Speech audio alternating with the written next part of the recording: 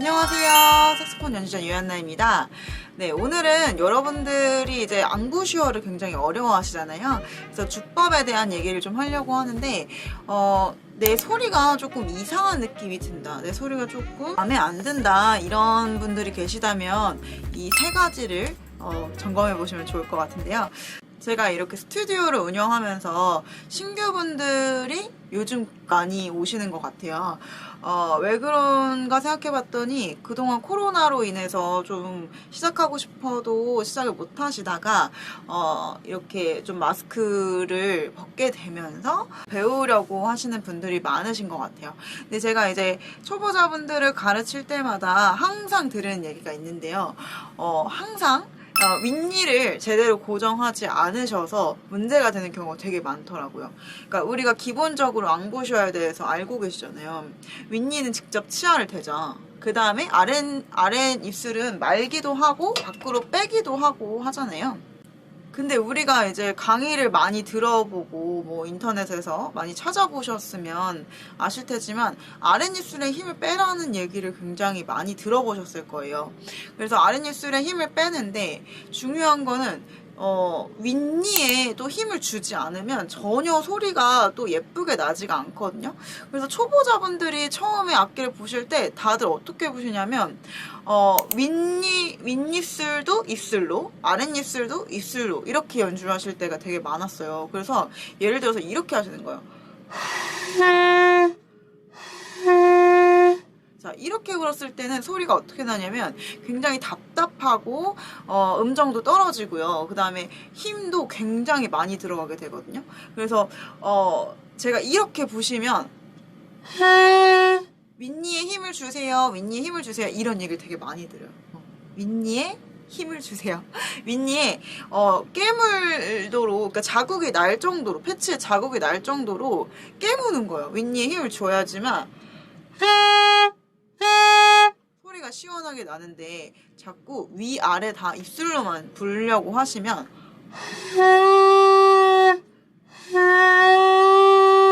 이런 식으로 소리 답답하게 표현이 되거든요. 그래서 혹시 여러분들 중에 나도 소리가 좀 답답하게 표현이 된다, 항상 나는 악기 불 때마다 앙부슈어가 고정이 안 되고 불안하다 하시는 분들은 윗니에 힘을 주셨는지 꼭 점검을 해보시기 바라겠습니다. 윗니에 힘을 주는 게 굉장히 중요합니다, 여러분. 윗니에 힘을 줬을 때는 이렇게 시원하게 소리가 나는데 윗니에 힘을 안 주면 이렇게 답답한 소리가 표현이 되거든요. 그래서 여러분 혹시나 윗니에 아직도 힘을 안 주고 계셨다면 윗니에 꼭 힘을 주셨으면 좋겠습니다. 자국이 날 정도로요. 자, 그 다음 두 번째는요. 윗니를 물긴 물되 무는 위치가 과연 어디가 좋을까, 요거를 좀 생각을 해보셨는지 모르겠어요. 어떤 분들은 깊게, 굉장히 패치 끝까지 해가지고 깊게 무시는 분들이 또 있고요. 어떤 분들은 또 굉장히 끝에, 아예 끝에를 무시는 분들이 계시거든요. 그런데 어느 위치가 좋냐면 사람마다 구강 구조가 다 달라서 딱 뭐 몇 센치다 이렇게 말씀드리긴 어렵지만 그래도 저는 중간에서 더 들어가지 않으셨으면 좋겠어요. 중간에서 더 깊게 들어가지 않고 윗니는 중간에 살짝 내 몸 쪽으로 가깝게 이렇게 고정을 해주셨으면 좋겠어요. 위치를 잘 모르시겠다고 하시면은 제품이 나온 게 있는데 이거 만약에 제가 제품 홍보하는 거 절대 아니고요. 이거 팔린다고 저한테 도움되는 거 하나도 없는데 윗니를 고정할 수 있는 홈이 파진 그런 패치가 나왔거든요. 실버스테인에서 나온 옴니 패치라는 제품인데 그거를 보시면은 약간 중간에서 살짝 안쪽으로 홈이 파져 있단 말이에요. 그럼 이 제품에 나온 것처럼 너무 깊게 들어가지 않으셔야 돼요. 윗니의 위치가 막 너무 깊게 패치 끝까지 이렇게 안쪽 깊게 들어가지 않으셔야 되고 중간에서 살짝 내 몸 쪽으로 오는 정도로 윗니를 고정을 해주시는 게 제일 중요해요. 그래서 위 앞니 두 개를 그 홈에다가 딱 고정을 해서 하시면 매번 같은 위치로 연주를 하실 수가 있으니까 그런 도움을 주는 아이템이 있었고요. 그게 없어도 나는 여기다가 조금 뭐 계속 같은 위치를 홈을 파놓던지 이렇게 하면 같은 위치로 연주를 하실 수가 있겠죠. 그래서 앞니의 위치는 중간에서 살짝 안쪽으로 무시면 제일 좋을 것 같아요. 한 요 정도 선을 이렇게 계속 연주할 때마다 해주시고, 난 너무 안쪽으로 물었을 때 답답하다 하시면은 살짝 중간으로 가셔도 괜찮아요. 그러니까 중간까지, 패치의 중간 정도까지는 괜찮은 정도인데 그렇다고 너무 깊게 들어가시지는 않으셔야 된다. 그거 말씀드리고 싶고요. 윗니를 물었으면 아랫입술의 위치는 어떻게 되냐면 똑같거나 아니면 조금 더 들어가거나 이런 정도로 수준으로 해주셔야지, 이거를 윗니는 이 정도 무는데 아랫입술은 이렇게 깊게 들어간다. 그러면 소리가 또 굉장히 날리게 되거든요, 소리가.